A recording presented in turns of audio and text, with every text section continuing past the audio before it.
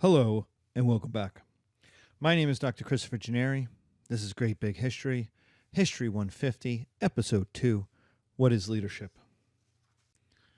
So, if we're going to do a history of leadership class, we have to start with the obvious question: what is leadership? And problematically, we don't really know. We kind of know it when we see it. We know it needs followers, even though lots of advice columns will tell you that you don't. But yet, by definition, a leader has to lead people, lead something. And so I was struck by this image. It came from a self-help leadership blog post. And it's this gentleman walking down the hill away from a group of people. So that's the leader, I guess. I don't know. But it made me think of the very famous last scene of the Swedish movie The Seventh Seal, where death is leading all of the dead characters into the afterlife as a storm approaches. And so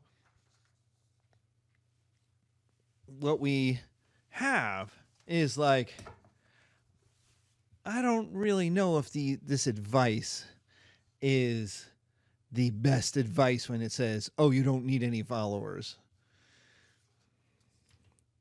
So Aristotle said leadership was the ability to create change and bring it about.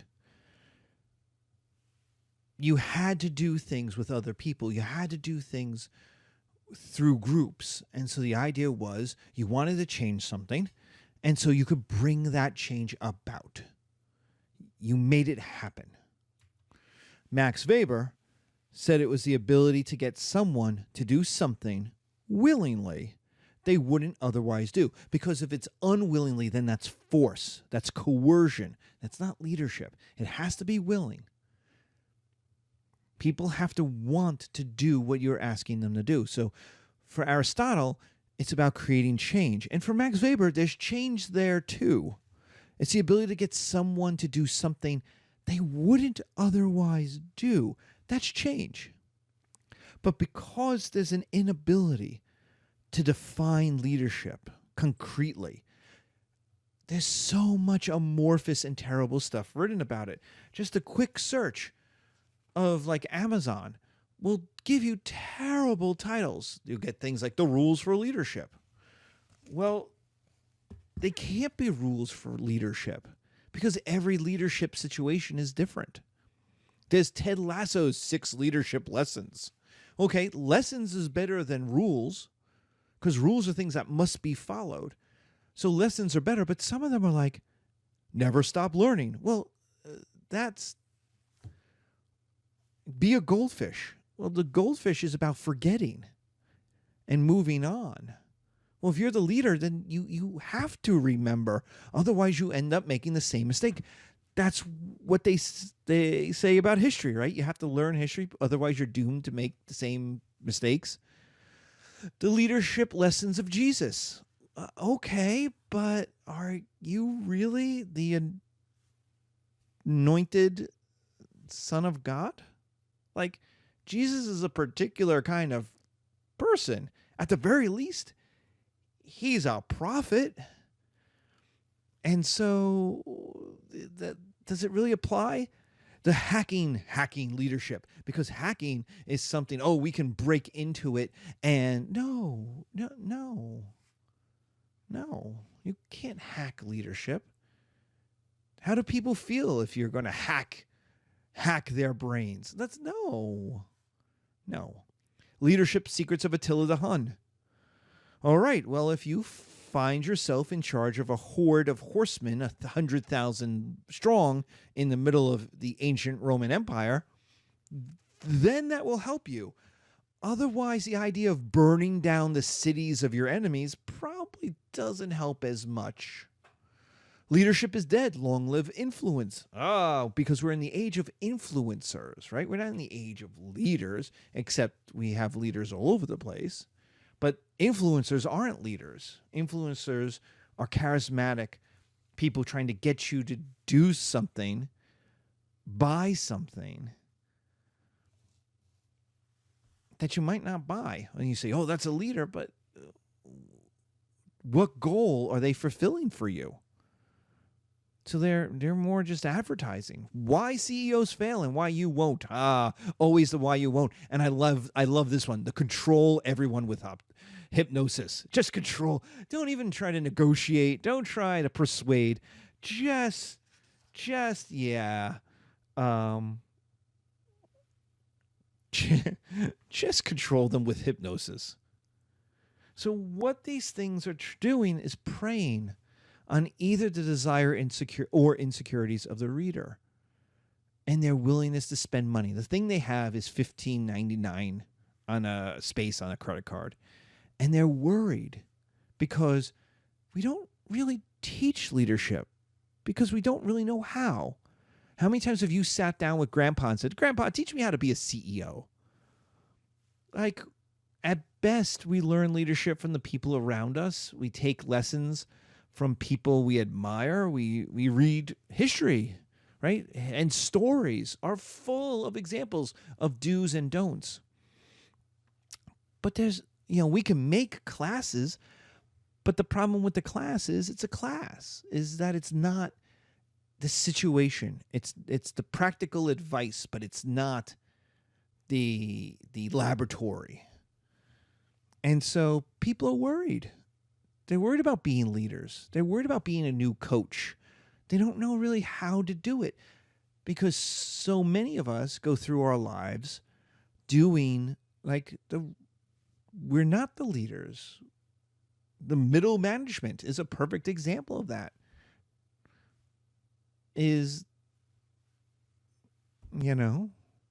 And so, but we got $15.99, and so we'll buy a book that will help us feel better about it.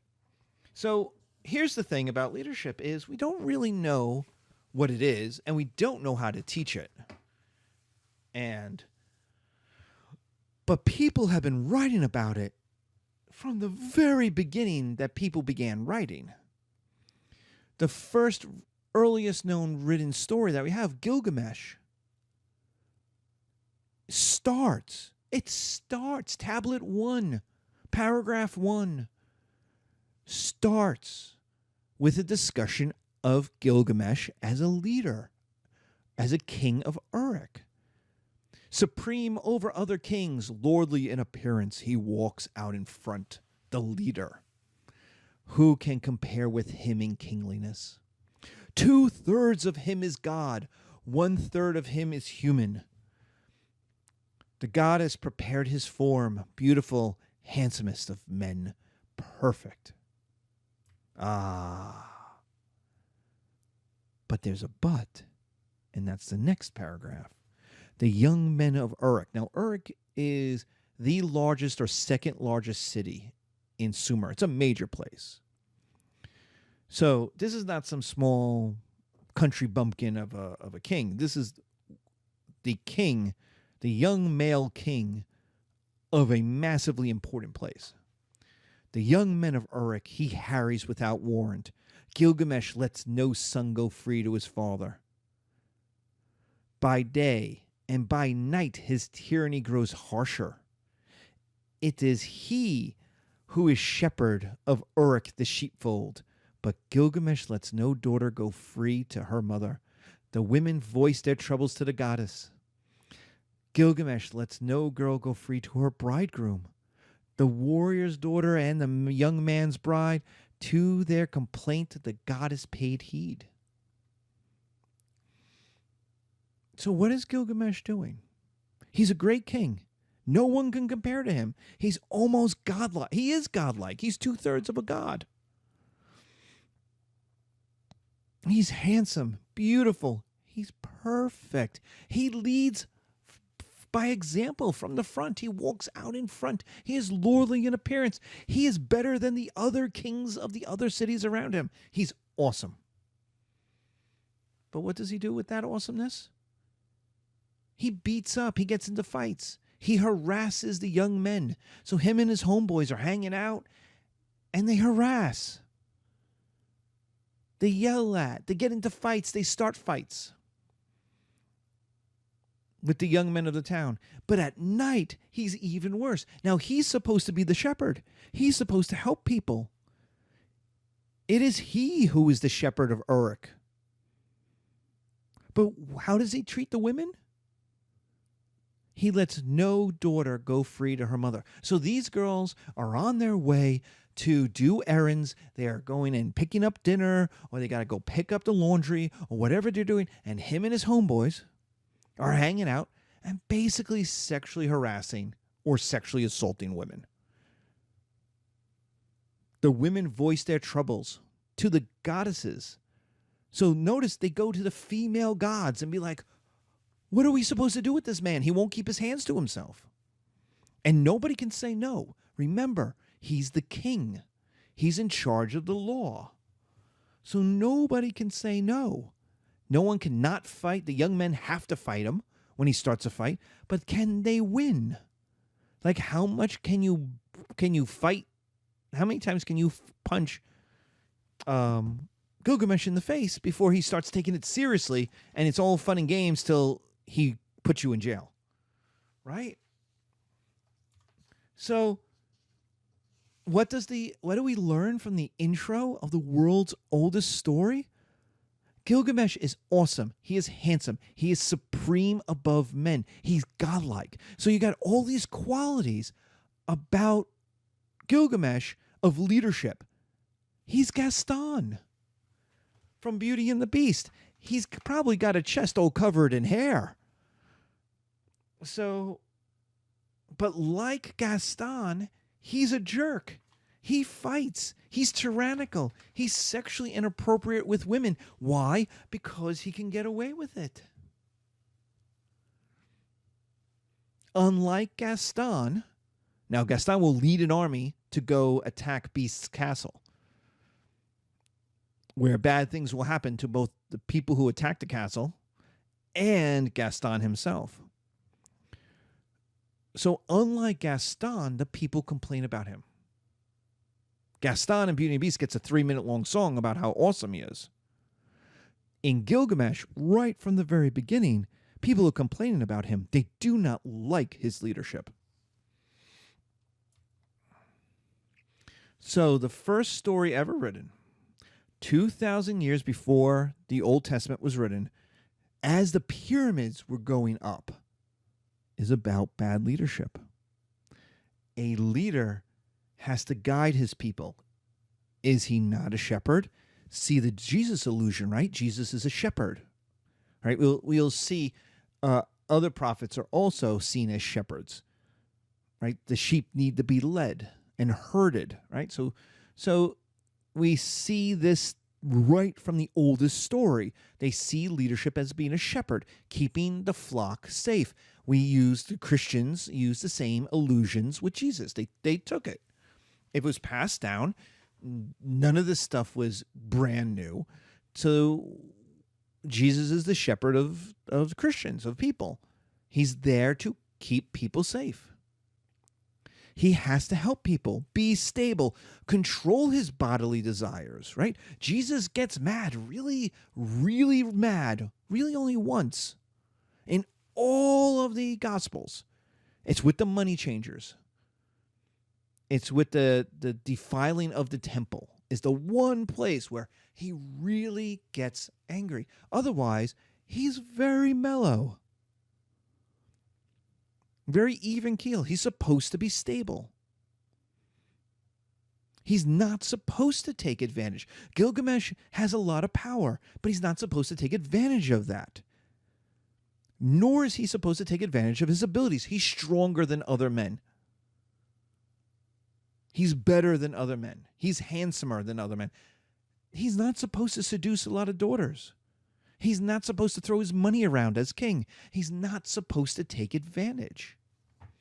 Both Confucius and Rousseau, two guys we are going to talk about later, Confucius in 500 BC and Rousseau in 1750 AD, both wrote that the leader has obligations to people and has to respect their rights. That is exactly what Gilgamesh is not doing. We see this in Master and Commander, the Russell Crowe movie from like 2000, 2003. The doctor says they're arguing, the doctor and the captain. The doctor is the friend of Russell Crowe, and Russell Crowe is the captain, and the doctor, they're arguing over the punishment of a guy who got into a drunken fight. And he's going to be flogged. He's going to be whipped. And the doctor doesn't like this at all. And he's like, just get rid of the grog. Throw it overboard. Get rid of the beer. Get rid of the rum. And Russell Crowe's like, wait, you want me to stop 200 years of privilege and tradition? I'd rather have them drunk. I'd rather have them 3 sheets to the wind than have a mutiny. See, the doctor's looking at the drinking as the problem of why people get in trouble. But Russell Crowe's captain knows that they want their rum. They want their beer. That's a privilege of being on the ship. You get rid of the beer, you're going to have a mutiny. People are going to freak out. And literally, this was true. This was legal. You could legally have a mutiny. Like, a mutiny is where the crew rises up against the captain. And you're like, no, that can't happen. Certainly, it can't be legal. It can be legal if the captain is tyrannical, if the captain pushes the men beyond what is considered reasonable. If the captain is as in Moby Dick, Starbuck is arguing with Ahab about not wanting to chase the whale. Let's just make money. Let's make money and go home. And Ahab's like, no, I am going to get this whale. I'm going to find this whale. I'm going to get him. And it's one of the famous scenes where Ahab says, as there is one God over this earth, there's one Lord of this ship. Meaning, it is me, I make the decisions. But in British law, now, Ahab is an American in charge of American whaling vessels, so it's not quite exactly the same. But in British naval law, there were times when a captain went too far and you were allowed to mutiny against him. And one of them literally is, he denies you your rum. He denies you your beer without cause. So to throw all of the rum overboard would be a breakage of leadership, a breakage of the covenant between leader and follower, so bad that the men of the ship would be excused by the law for having overthrown the captain.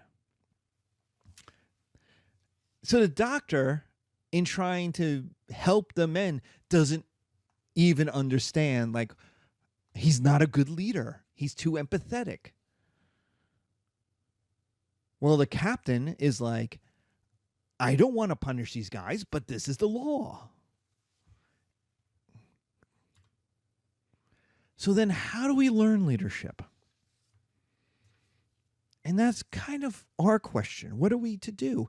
And how we've learned leadership is we tell stories. So, like, look at what we've had. We've had Gilgamesh, the oldest story. We've had the Gospels, a little bit of Jesus. We've had Master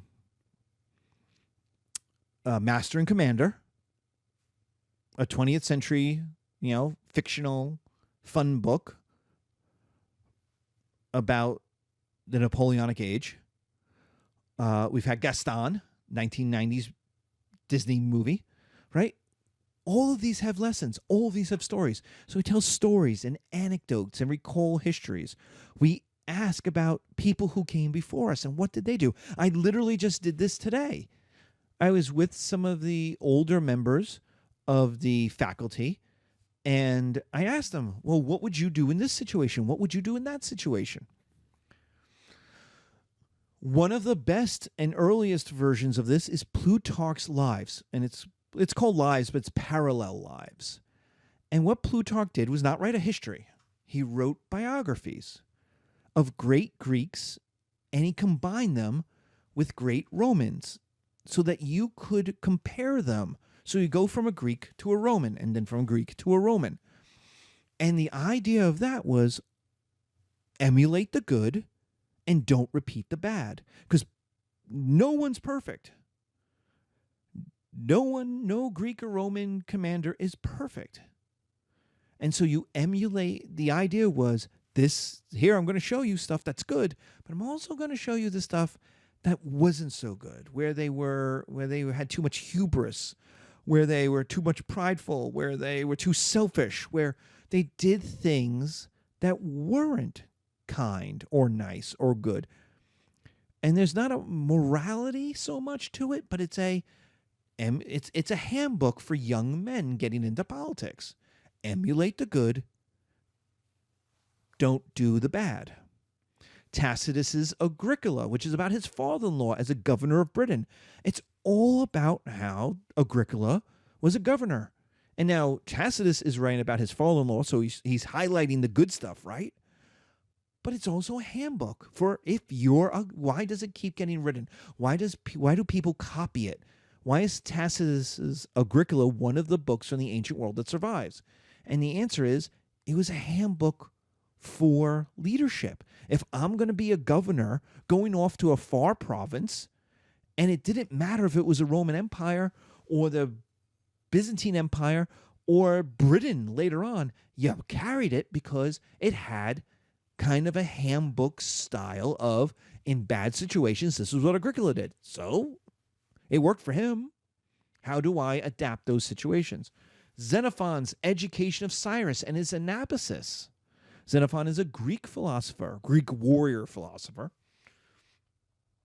And the Education of Cyrus is, why was Cyrus awesome? Everybody agrees Cyrus was awesome. Cyrus is the first king of the Persian Empire, and everybody thought he was awesome. And so, why? What did he do that was so awesome? And consequently, why are the current Persian kings so terrible? Like, why are none of them as good as Cyrus? What qualities does he have that the current ones just are lacking? And then the second, the Anabasis, is how does an ancient Greek democratic army lead? How do you lead one? Xenophon and the 10,000 joined up in a coup in Persia. They joined a Persian prince who wanted to overthrow his older brother. And they win a battle, but the Persian prince gets killed. And they have to get their way out of the Persian Empire and not have the 10,000 troops fall apart, get overwhelmed by a larger Persian army. They had to stay in order. So how? How do you lead a group of democratic individual people who definitely don't want to die or be slaves in Persia, but also don't necessarily trust you to lead? Since you weren't their natural leader, you weren't the guy paying them. So here's the quote from Anabasis. And here one can well observe how Clearchus commanded. He had his spear in his left hand and in his right a stick. And whenever he thought that any one of the men assigned to this task was shirking, he would pick out the right man and deal him a blow, while at the same time he would get into the mud and lend a hand himself. The result was that everyone was ashamed not to match his energy. And this brings us up to an important point. We talk about leader and leadership. Where does the word come from? Well, it comes from two Scandinavian other words, Scandinavian Anglo-Saxon words. Leiden, to be in front, to lead, right? It's to be in front. Literally, this is where a general would be, right? A military commander would literally lead, as we say, from the front, in front of the people. When he goes forward, the other men follow. But also, Ligia, to be burdened. That's kind of what laden means, to be, where laden is to be burdened. So we get the heavy is the head that wears the crown from Shakespeare. That's Henry IV, part 2, I think. One of the Henry IV plays. But it's As everyone else sleeps, the king walks around his palace and thinks about how hard it is to lead, how difficult it is, how he's not sleeping because he's worried about all the other things that have to get done. So there's this idea of leading is to be an example, to be in front, literally, of other people, but also to be burdened, to be weighed down. And so we're going to talk a lot about that.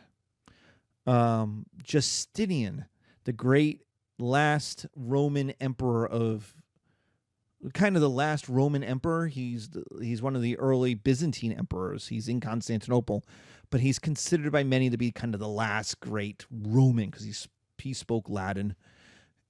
Last great Roman emperor.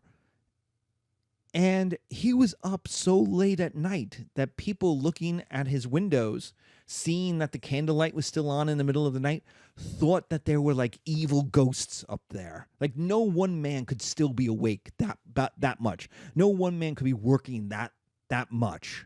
It had to be demons. It had to be some possession. So what are we going to do? We're going to use histories, biographies, movies, novels, works of fiction and nonfiction. We're going to use advice books like Marcus Aurelius' Meditations, which was a handbook for his son, Commodius, for how to be a good man and a good Stoic Roman emperor. Commodius never read it.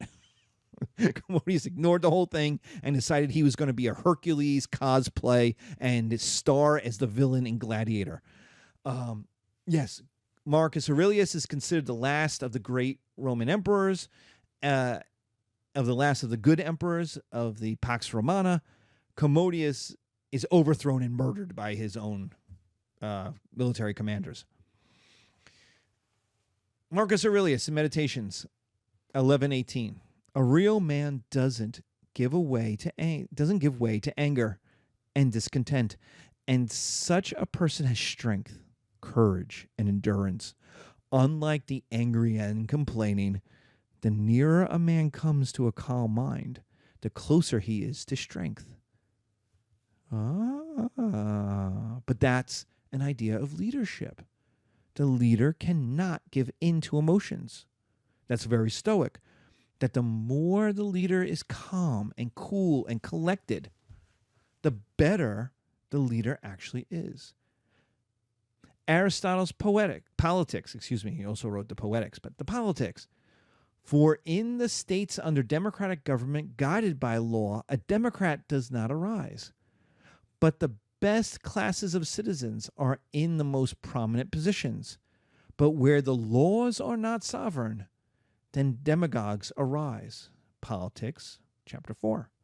So we're going to talk about these philosophers and what they think. So in Aristotle's Politics, we're talking about the importance of law governing men, not men changing the laws.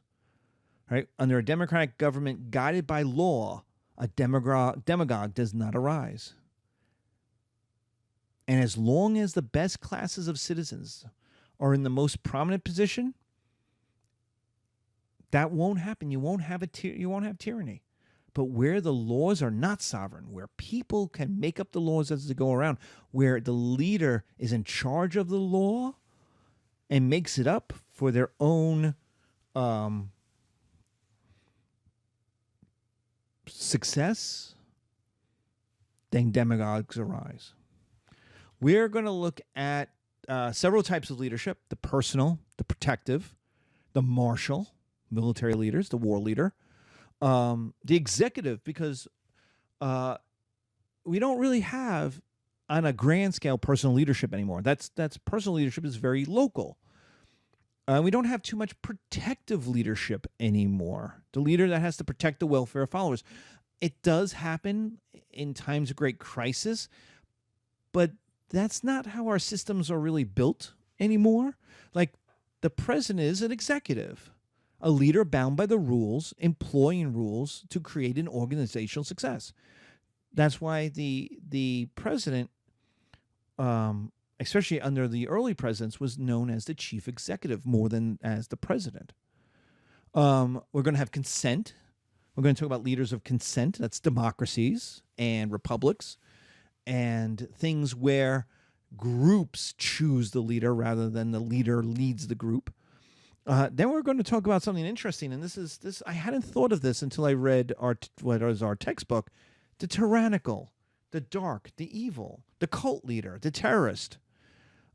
A leader who controls and forces followers into obeying, or is empowered by followers who want dark and evil things. So we have a leader who controls and forces followers into obeying. That's a lot of force. That's not so much leadership because it's not willing, according to the Max Weber definition. But you can get consent. People do, and we see this in like the communist countries of Eastern Europe, is like Anna Applebaum just was on a podcast. She was writing a book on consent and people giving in to the communist dictatorships. And she asked the archivist of the Stasi archives, which is the East German secret police, she asked, how many people consented? How many people bought into the system? And the woman looked at her and said, everybody bought into the system. Everyone was a part of the system because they had to be in order to be successful. You wanted to have a job. You want a good job. You had to be a member of the Communist Party, which meant you couldn't talk badly about the Communist Party. You were actually, once you got the job and the job paid well and you got privileges and benefits, you actually became became co-opted. We see this with the Nazis as well. Like in 1933, not everybody is a Nazi in Germany. By 1936, basically, everybody who's not a dissenter, and that is a small percentage of the population, is essentially a Nazi. Basically, there is no difference between Germans and Nazis by 36, and certainly not by 39. The group that's German but not Nazi is small, either ethnic groups like Jews or outsider groups that are being persecuted anyway. But anyone who's benefiting from the system, and that's a lot of people, is essentially a Nazi by 1939. So we're going to deal with cults and terrorists and Nazis where the cruelty is the point. Where hurting other people is the point. So, and who's attracted to that? And there's lots of people attracted to that. The goal is to see how leadership works, to learn the qualities of good leadership, and to learn how to avoid being a bad leader, to find success and keep our head rather than failure and to lose it, to be Louis XIV, the Sun King, the greatest king in Europe in his day, and not be his grandson Louis XVI, who had his head cut off by his own people at the start of the French Revolution. So your goal, what you want to be in college, what you want to do, what you're here to do, is to be a leader. Otherwise, you wouldn't be in college. You want to get a good job, but you don't want a regular job where you're the low person on the totem pole. You're here to be a leader. You're here to learn the skills of leadership. So we're going to help you get that $150,000 job by learning the qualities of good leadership. Thank you.